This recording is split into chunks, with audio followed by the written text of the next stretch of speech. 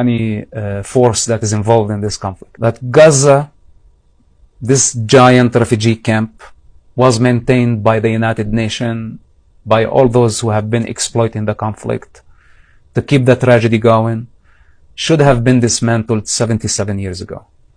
But they kept a first, a second, a third, and a fifth generation of migrants, refugees, to keep the refugee status, not only in Gaza, also in the West Bank, also in Syria, in Jordan, in Lebanon. These people deserve better. They deserve life. The neighboring countries can take them. This is where they belong. Their identity is Arab. They can fit right in. And today I don't think Israel can afford keeping this breeding ground close to its borders. I don't think it's fair. Not after October 7. Most people did not see what happened on October 7. I saw it firsthand, and also I'm aware of the culture. And I am with separation, because it has been almost a century. And a century can teach you something. If they have been refusing coexistence and they want to continue this fight for 100 years, do you think another 100 years they would come to realize that we have no other choice but to coexist with our neighbors and accept them for their religious and ethnic identity?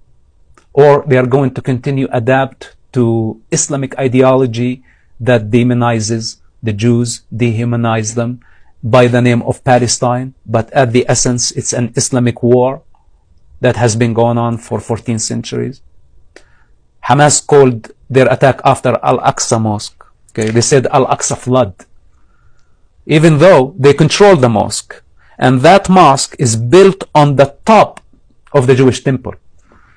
And the state of Israel allowed them to worship freely and does not allow the Jewish citizens to actually enter the mosque, not to offend the Muslims.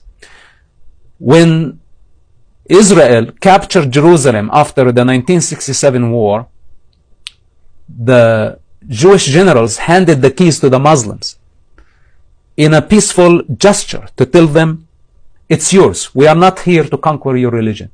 But do you think this made the Muslims retreat or understand the peaceful message? No. They have been blaming, and they say that Al-Aqsa Mosque is under occupation, even though the Jews are not allowed to go in. This is the reality. It's a religious war, but from one side only, not from the Jewish side. It's from the Islamic side.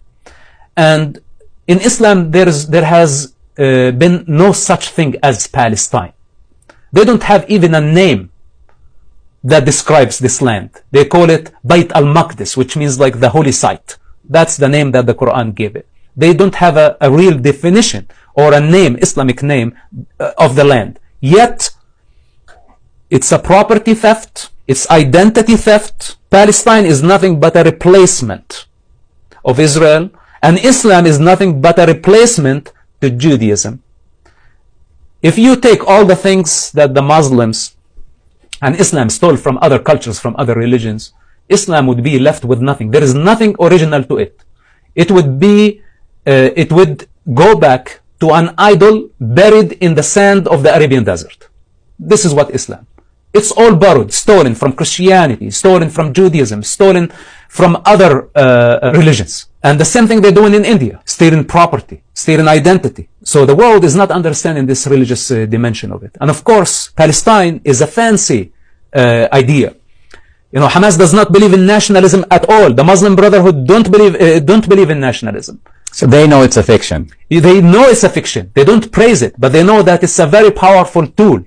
You know, my father, who is one of the founders of Hamas, used to say, we don't believe in Palestine, we don't believe in political borders. He believes in Islamic Khilafah that sits on the globe, on earth, with one leadership.